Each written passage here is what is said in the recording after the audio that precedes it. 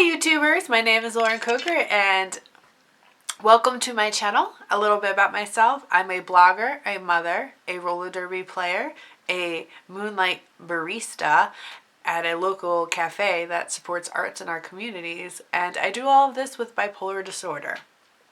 Today's topic, we're going to talk about the importance of being a parent and self-care, especially when you have a mental illness such as myself. So where do I start? All right, first we're going to start with a little myth that is often shared and circled in a lot of parenting groups. And that first myth is self-care is selfish. For that, I call bullshit. If any one of you have ever dealt with a mental illness, one of the first things they do suggest in your treatment plans is, I'm trying to figure out how to get this camera to focus. Please bear with me. One of the first things they want to do is self-care. They want to know what you can do to help diffuse the situation if things become too much. For instance, if you're becoming depressed, anxious, manic, anything of that nature, they want you to be able to have a list of activities that you can do to help get you out of that situation or help diffuse a situation where it's becoming too much.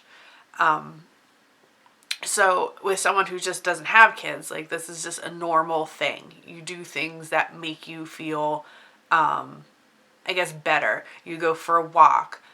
For me, it's doing my makeup or reading a book or writing something or just being someplace quiet for a little bit. Now, what happens is when you have children, that is not always the easiest thing. My kids are 5 and 3. They're both little boys. Earlier they were playing Power Rangers, which was a lot of ninja kicking and then some crying. Excuse me, right now, in order to record this, they are watching The Secret Life of Pets, because that is the only way I could do this without hearing, Mom, Mom, Mom, what are you doing? Mom, Mom, what are you doing? They have a giant bowl of snacks and their drinks have been filled, just because to get a loan to even do this here video. So why do people think self-care is selfish? Well, a lot of problems is people misunderstand what the concept of self-care is.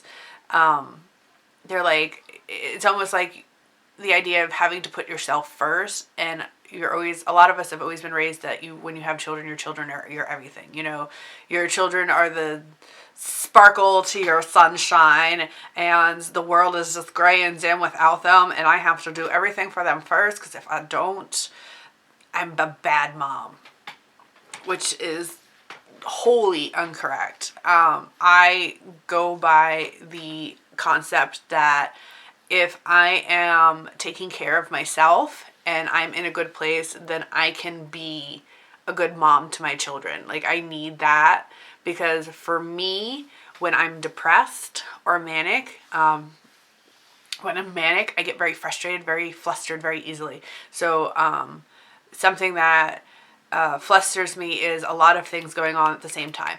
My attention can't focus, and when I can't focus, I get really anxious and overwhelmed. So if you've ever lived in a house with children, you've got, Paw Patrol on the television, one kid's crying because of this thing, this one wants something else, your husband's trying to talk to you all at the same time because he needs to have this deep conversation while all this shit's going on at the same time, and it becomes too much. I become overstimulated, and I become snappy, and I may yell, and I don't mean to, but it's because it's all overwhelming and too much at the same time. I can't deal with it. On the opposite spectrum, when I'm depressed, because that's how bipolar disorder works, it's a spectrum of feelings from one side to the other. I'm not always the whole way over to one side or the other, but we kind of float back and forth. You got the middle, and then you go back and forth between depression and mania. And sometimes it folds into a circle, and you got the same thing going on at the same time.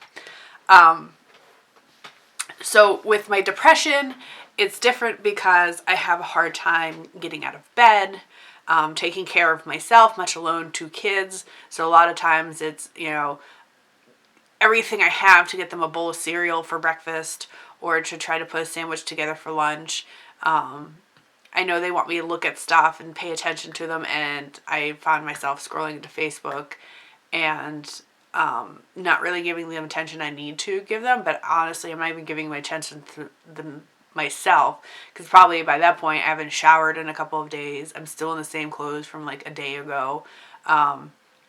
I can't leave my house because the idea gives me severe anxiety and it's overwhelming. So I've stayed in my house for like 4 straight days without leaving at all because it's too much. I fidget because my attention span doesn't work that way.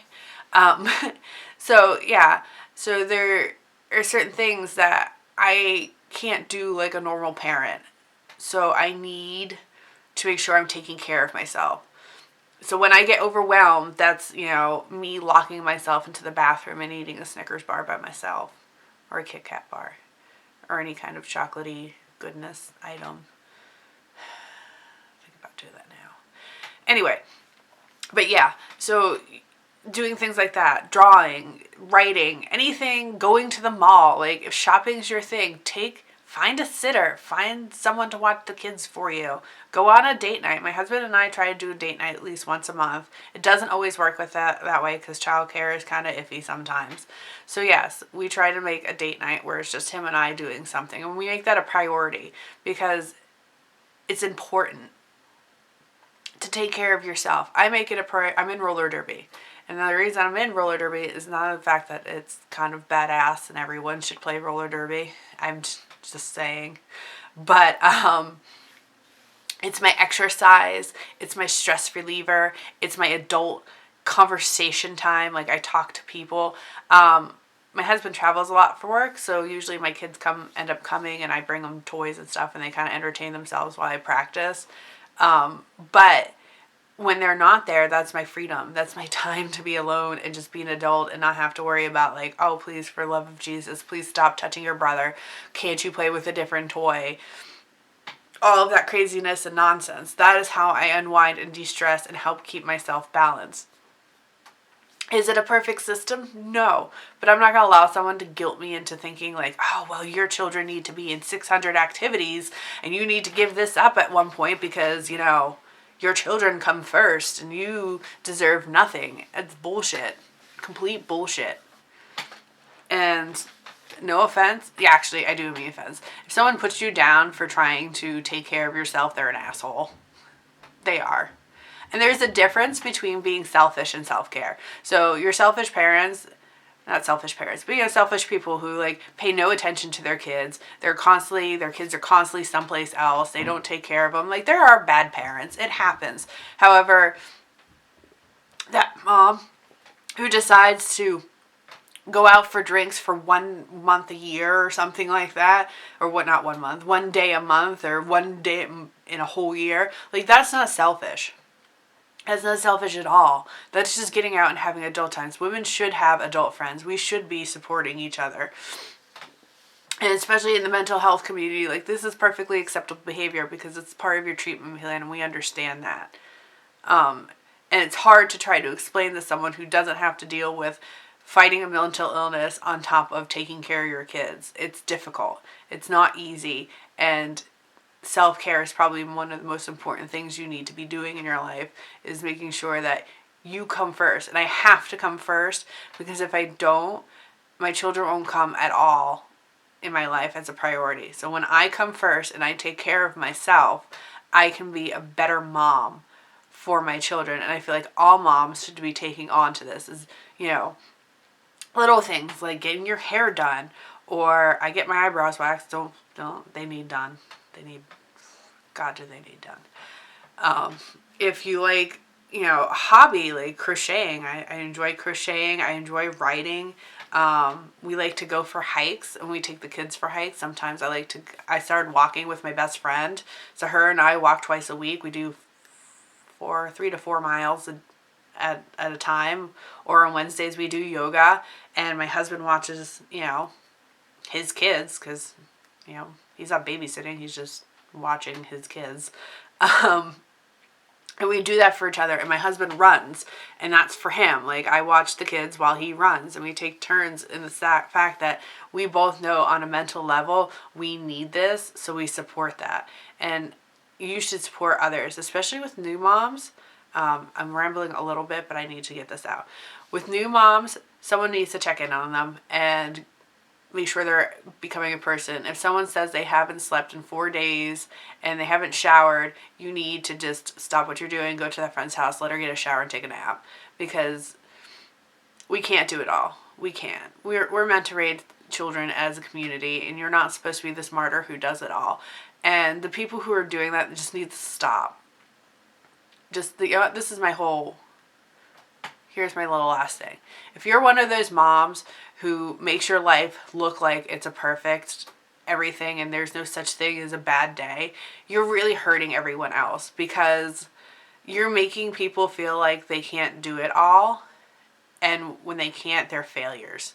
And this is why we have such a rising number of postpartum depression and moms who finally snap and do terrible things. It's because they probably knew they needed help, but they were afraid to, because they were afraid of how they were going to be judged by other mothers, and how they were going to be treated, and how they were going to be seen as a mom. Because let's be honest, one of the most important things that we seem to think is how do we look to others as a mom? And it's a shame, because we could do such wonders in the mental health community and for moms in general if we would just learn to support each other as parents. I want to thank you for watching my video. Please click the subscribe button below. This is the beginning, so if there's any specific topics you would like me to talk about, I'm open to it. If you want to know how I did this lovely, oh, my camera's so out of focus. There we go. Eye look. I can even do that. I'm still trying to figure out what I'm doing with this channel, but it's more of a, I think we're going to do a lifestyle thing here. So you want to peek in my life as it is, as a bipolar mother, I will gladly show you on the inside. So I just want to thank you for watching my video. Bye.